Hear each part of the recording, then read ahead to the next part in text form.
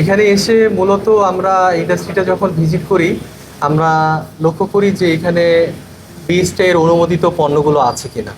আমরা দেখি যে বিএসটি অনুমোদিত সকল পণ্যই পাওয়া যায়। শুধুমাত্র একটা পণ্যের ক্ষেত্রে তারা একটা মিস্টেক করেছেন, যেটা এক্সপোর্ট করার কথা, কিন্তু এটা হচ্ছে ইম্পোর্ট অর্থাৎ দেশের মার্কেটে রাখার জন্য তারা এটা প্যাকেটজাত করেন। এটা তাদের একটা মিস্টেক ছিল এবং তাদের যে ট্রেড লাইসেন্স সেটা হচ্ছে 2 মাস মেয়াদ উত্তীর্ণ।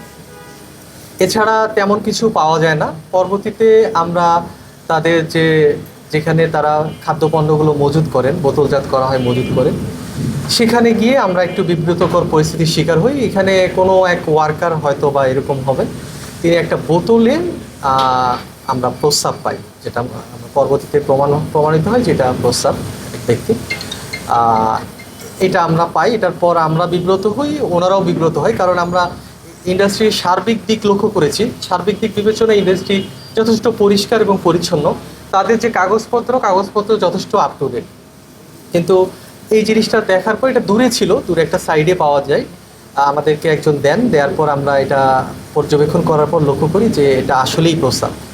তো এটা আমাদেরকে বিব্রত করে। আমাদের এখানে বিএসটি সহ আমাদের আরও যারা ছিলেন প্রত্যেকেই আমরা বিষয়টাতে একটু বিব্রত বোধ করি। তো এটা আসলে আমরা কোনোভাবেই কাম্য না আমাদের রাষ্ট্রের জন্য, বা যারা আমরা খাদ্য নিয়ে কাজ করি তাদের কারোর জন্যই এটা কাম্য না। তো আমরা সার্বিক বিবেচনায় এখানে ভোক্তা অধিকার সংরক্ষণ আইনে 53 ধারায়, যেহেতু অসচেতনতামূলকভাবে কাজটা করা হয়েছে, তাদেরকে 80,000 টাকা জরিমানা করা হয়েছে, অর্থদণ্ড করা হয়েছে। আমরা আজকে সারাদিনে আরও 3টি অভিযান পরিচালনা করেছি। সেখানে আমাদের সাথে র্যাব ছিলেন, আনসার সদস্য ছিলেন এবং পুলিশ ছিলেন।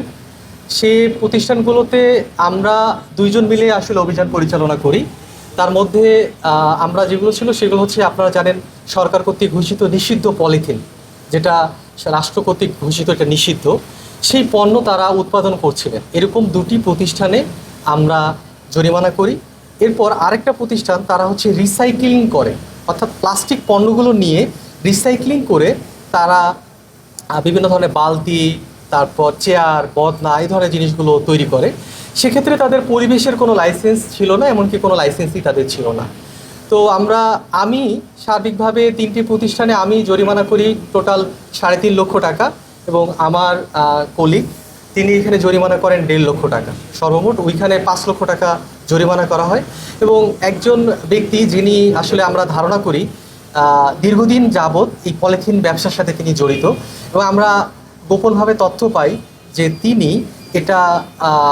এটাকে হচ্ছে হোলসেল করেন, মানে পণ্যগুলোকে হোলসেল করেন।